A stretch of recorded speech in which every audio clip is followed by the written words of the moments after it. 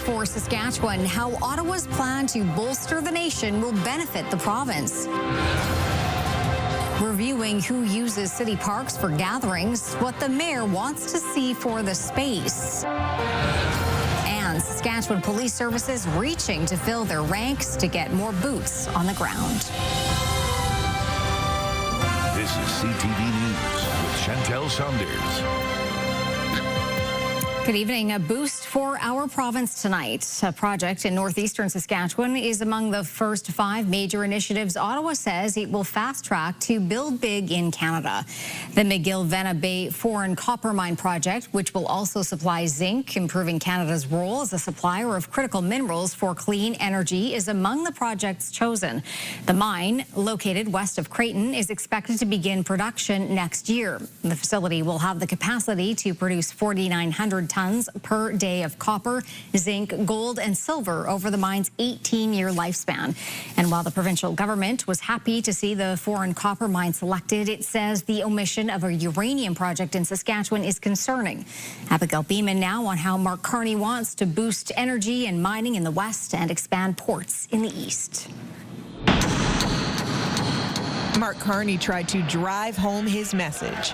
It's a single point of contact to get nation-building projects built faster. Announcing the first 5 projects and more in development, led by a former energy executive at the newly opened Major Projects Office. To get to one project, one review, one decision in a 2-year time frame will set Canada apart globally. The Prime Minister acknowledged several are already further along, like LNG and Kitimat. He says in all cases, engagement with Indigenous groups is very advanced, and within 5 years... Yes, some of those projects, shovels will be in the ground. But the opposition leader points out no shovels yet. He's not permitted a single major mine, pipeline, nuclear plant, or anything else. What he's done today is announce that he's going to send an email to an office that isn't even fully staffed up yet, which will one day consider possibly approving 5 projects. This is pathetic. As for money in a new spend less, invest more environment, the Prime Minister says being more efficient doesn't cost much. It's not clear how much Ottawa will spend otherwise. We expect with the vast majority of these projects that federal dollars will catalyze many multiples of private dollars. CTV News asked the Prime Minister what success looks like. He said in part it's about changing attitudes so people believe Canada can build big. The next list of projects, he says, will be out by the Grey Cup. That's November. Abigail Beeman, CTV News, Edmonton. The mayor and council are hoping a review of a city bylaw can prevent harm in the community. It follows a controversial concert that went ahead last month. But as Keenan Sorokon reports, there are questions about what potential changes could cost the city moving forward. The city is taking steps to update how public spaces are used moving forward after Saskatoon was one of a few cities across Canada to allow Sean Foyt to perform on city property. Anytime members of our community don't feel welcome, that's a concern for me. Foyt's worship concert went ahead last month and drew roughly 1,000 people, along with roughly 100 protesters, over his affiliation with the Make America Great Again movement, as well as anti-2S LGBTQ messaging. But in the weeks that led up to the show, many people called on the city to revoke his permit. But the city cited the Charter of Rights and Freedoms, giving it little ability to do so for the 500 events on public grounds, unless there are safety concerns. Anytime our public policy doesn't match the words that we use in terms of who we say we are and what we're striving to be as a city, that concerns me. Unanimous support for a request from Bloc to update how park space is used will have administration look at a number of options to update the policy. Councillor Jasmine Parker also wants an after-action report to help publicize all of the in-camera or private conversations leading up to the event, including the cost, planning, the feedback the city received, and if there were any incidents. Just in the interest of being transparent on an issue that really,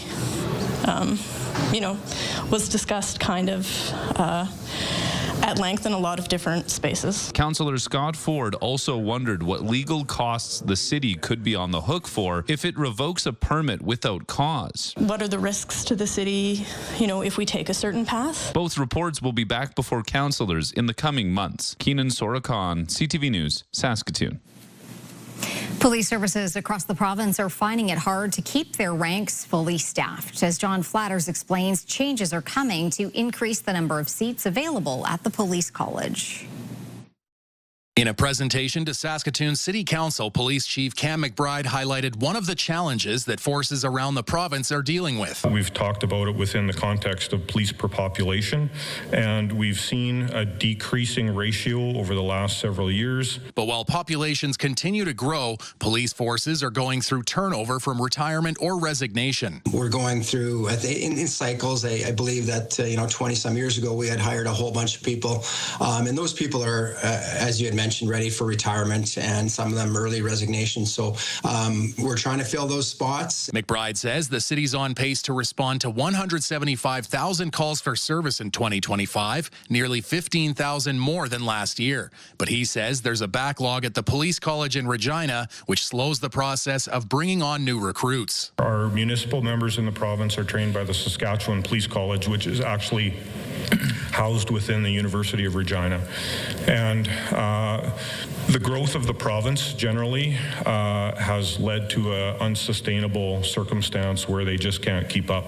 In a statement, the province says it's responding to an increase in demand, and 2026 will mark the first time 4 recruit classes are conducted at the Saskatchewan Police College, which provides training for all municipal, First Nations, marshals, and highway patrol officers in the province. Quote, 2 classes of 24 recruits each will start training in January and graduate in June. In July, 2 additional classes of 24 recruits will start and graduate in December for a total of 96 recruits. But Simonson says there's more than one option for prospective police officers, making things competitive between cities. We know that the policing world is very competitive in Canada and Saskatchewan. So we're competing with the RCMP and other municipal agencies, now the marshals, to get those good candidates and to bring them here to Prince Albert. John Flatters, CTV News, Saskatoon.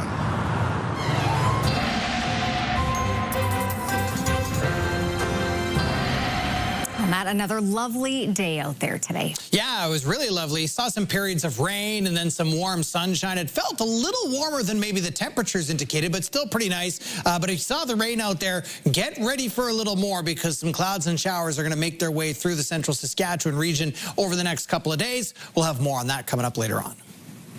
A fire at an abandoned house in the Riversdale neighborhood is under investigation. Just before 6 o'clock yesterday afternoon, firefighters were called to the 100 block of Avenue F South. Smoke and flames were coming from the back of the boarded house. The fire department says the people who were inside the structure were able to get out safely. A fire investigator will now work to determine the cause and origin of the fire, as well as a damage estimate. The Saskatchewan man is headed to prison for killing his common-law partner last year. James Stonechild was sentenced to life in the death of Amanda Keewatin on September 24th, 2024. File Hills police were called to Stonechild's home on the Okanese First Nation in southeastern Saskatchewan. Keewatin was found stabbed several times. Stonechild will be eligible for parole in 10 years. A man who sparked a dangerous person alert on the Big River First Nation is now facing a string of charges. The incident began yesterday afternoon just before 3 o'clock when RCMP determined a man was driving around the community on a dirt bike and had fired a gun several times. When officers found him, he ran into a forested area and the dangerous person alert was issued. Just after 6 o'clock last night, the suspect was found in a treed area near the First Nation. 19-year-old Drayden McAdam is charged with weapons-related offenses as well as resisting and obstructing police. He was also charged with offenses related to an incident in the community on Saturday. RCMP have also charged one person after a teenager was poisoned by carbon monoxide at work. The incident happened in October of 2023, but wasn't reported until May of 2024. RCMP say a person of authority at the workplace told a 14-year-old employee to use a gas-powered device designed for outdoor use. The carbon monoxide exposure from that tool made the employee sick. They were taken to hospital in Kenora before being sent to Alberta for specialized medical care. Last last month. Kyle Kaiser was charged with criminal negligence causing bodily harm. He's scheduled to be in court next month to face the charge. Technology is becoming an important tool in the ag industry. A Saskatchewan farm just outside of Caronport is testing a prototype piece of machinery that is looking to streamline the future of crop production. Jacob Carr has those details. This futuristic-looking piece of machinery called the Nexat is made in Germany and is only one of 3 of its kind in North America. All are currently situated at Chute Farms, just outside of Caronport. They actually approached us in early summer. They were wondering, we got bigger fields here. They had 2 down in Nebraska and 1 out in Manitoba, so they approached us wanting a little bit of flatter land, bigger fields type of thing. The Nexat system has different attachments, allowing its carrier vehicle to either seed, fertilize, or harvest a crop. It's cool. Like, there's nothing out there that looks like this thing, so when you can combine beside it all day, it's definitely interesting. That's pretty much the real reason we kind of said yes. It's like, well, this is neat. I want to see this thing work. The Agricultural Producers Association of Saskatchewan says the Nexat may have a role to play in the future of crop production, not only in the province but worldwide. The Nexat looks quite interesting, and based on some of their initial data, it does seem to provide certain improvements to sustainability. Certainly less compaction over the growing area. The only sticking point that APAS currently sees with the Nexat is its price point. The entire system ranges from $2 to $2.75 million, which APAS says might be hard to justify for some producers in the province. Most pieces of equipment start out on the larger operations, and some of the medium to smaller operations just sort of wait for those things to come down on price so that they're realistically affordable for most operations in Saskatchewan. Costs aside, Chute is just enjoying his time with the unique machinery for as long as it's available to him. Yeah, come seeding time, I think the plan is to actually run this till after next harvest, so we could very well be in this field in the spring seeding with that thing. Jacob Carr, CTV News, Regina. Despite rain in some areas of the province, Saskatchewan producers made a lot of progress last week with this year's harvest. 41% of the crop is in the bin. Last week, it was at 18%.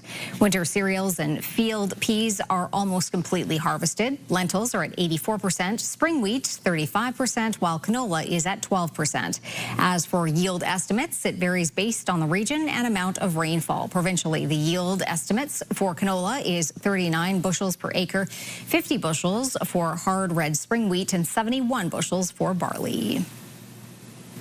A Saskatchewan pastry chef has recently returned from the Philippines after competing in a catering business contest. Sierra de Souza Butts has more on what her experience was like compared to cooking on the prairies. Growing up with a passion for culinary art, Emma Compton says she always wanted to become a chef. I loved baking my entire life, and I took a lot of classes at Miller High School, and I was really inspired there. Early into her career, the Regina pastry chef recently took her skills for tasty treats abroad, participating in a catering business contest in Manila, Philippines. It was completely different. Cooking in a different climate and that kind of humidity was something I wasn't used to, but it was really exciting, and in that extent, there was such a great team at their catering business, so it was a new experience because I'm like a solo person here. Serving as the head pastry chef for Rich Gold Weddings, Compton took part in plating over 1,000 desserts of panna cotta and macaron with Philippine flavors, placing third with her team. I try to keep like the nice basic rustic things everyone loves here, but then mix it with a little bit more luxury flavors and all that stuff. So my macarons, I try to make them really different flavors, ones you don't see everywhere. She credits her business's success to the Regina's Farmers Market, saying she would not be able to continue without the market being open every week. That's why I was able to do this full time. The Farmers Market's the sole reason I was able to pursue this and really make this what it is. This kitchen I got to create because of the Farmers Market. So it's a dream come true to be able to go there every week and have a place. Being able to share her culinary skills internationally, Compton says she is excited to see where her career takes her next. Hopefully, I can continue doing really well at the Farmers Market, do some more markets around Saskatchewan, get to know other pastry chefs, other culinary chefs, and hopefully maybe look into Skills Canada, all that type of stuff. So I'd like to keep on developing what I do. Sierra de Souza Butts, CTV News, Regina. Some Saskatchewan tots got to ride in style earlier today.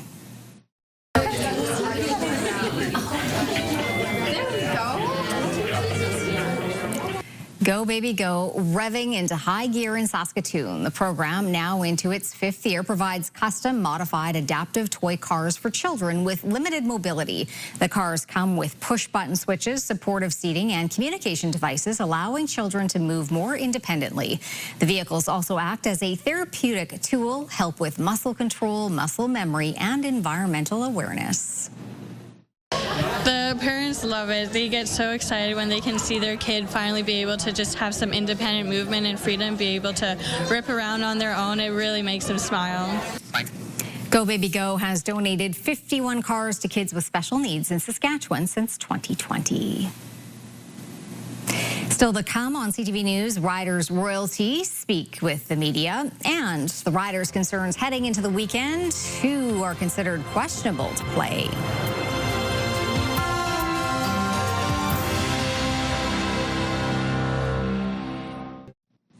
The Riders held a closed practice today as they gear up for their 13th game of the season. Their next opponent will be the Montreal Alouettes, which they will be hosting Saturday at 5 p.m. local time. The two teams played each other once this season in early August when the Riders came out with a 34-6 win on the road. In terms of score discrepancy, that was the biggest one of the season. You can't overlook a team in the CFL, man. You know, it's a talented league. Any team can win on any given week, so we understand that. We definitely don't underestimate our opponents. We just want to win each week. That's really it, and just try to be the best version of us. That's. I swear to you guys are gonna get tired of me saying it. It's the truth. That's just how the group's wired, man. Just we're just constantly trying to find ways to be a better version of us. With a 10-2 record, 6 more games are left in the season where the team can clinch a playoff spot within the next few weeks. Meanwhile, a new way to honor the Rough Riders Plaza of Honor inductees. A new cairn was unveiled today outside Mosaic Stadium, featuring those receiving the honor. The 2025 inductees include Steve Molnar, Chris Best, and Alex Smith Sr. All three are part of an all-Canadian class, which is the first one since 2004. Best and Smith Sr. were both members of the 2007 Grey Cup, while Best also was part of the Rough Riders' most recent championship in 2013. I knew I had a good career. I knew I had a chance, but you just never wanted to count on it for sure. So I knew I had a chance, and I'm glad that I guess the chance was better than I thought. So it was awesome. Growing up here in Regina, when you start out, you think you maybe play for them someday. When reality sets in, you get into coaching. And it's a privilege and an honor to have spent 16 years with this organization. Molnar's son accepted the honor for his father, who died in January of 2021 at the age of 73. Molnar was originally announced in the class of 2024, but had to be pushed back because of an illness in the family. Still to come on CTV News, checking your entertainment options. We find out what could be on your social calendar for the weekend.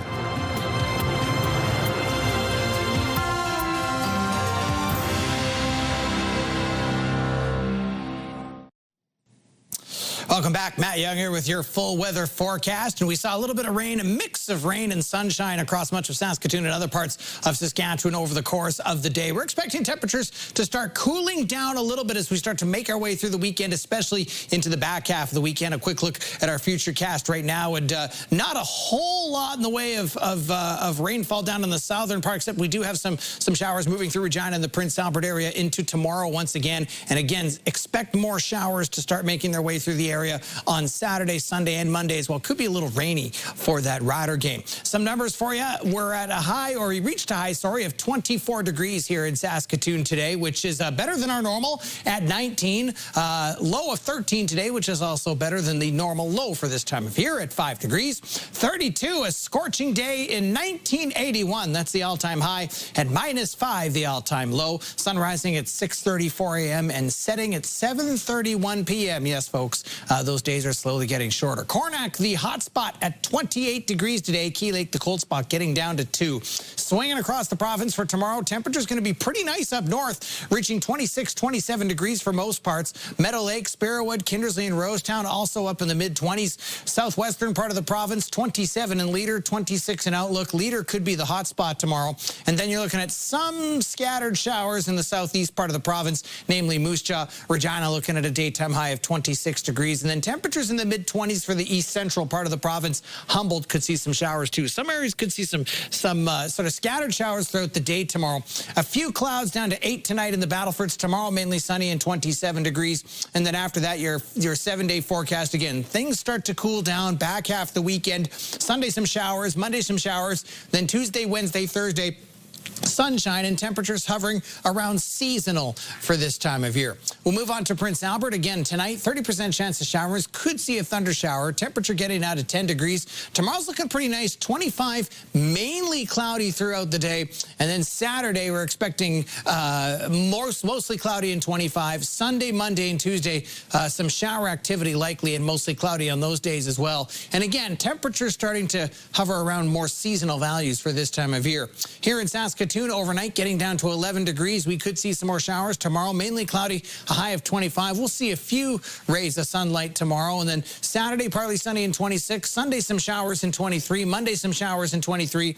And then Tuesday, Wednesday, and Thursday, mostly sunny. But again, temperatures down to more seasonal values, daytime highs of 20 and 18 degrees.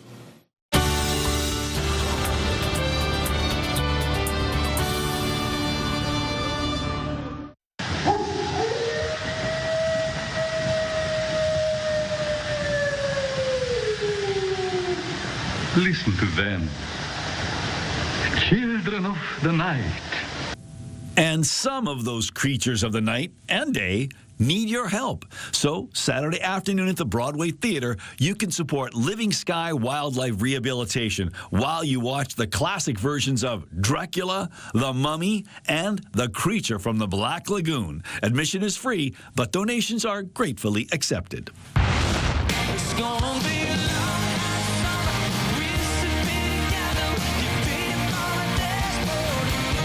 Keith Urban brings his High and Alive World Tour to SaskTel Center Monday night. Meet my maker every day when I bow down my head to pray. Words of loss and love and love. 4 cars speeding to the same crossroad. Monday evening at the Basement, it's award-winning bluesman Colin Linden. Come on, Barbie, let's go party.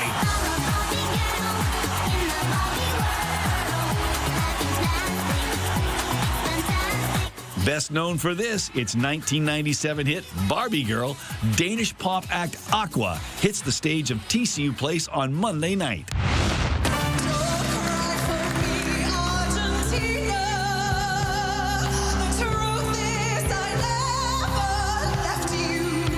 Singing the hits from the Andrew Lloyd Webber songbook, Music of the Night, the concert tour lands the Broadway Theatre on Wednesday, and a second show has been added on Thursday. Still to come on CTV News, showing appreciation for those who keep our goods on track. A special thank you for those who make the long haul.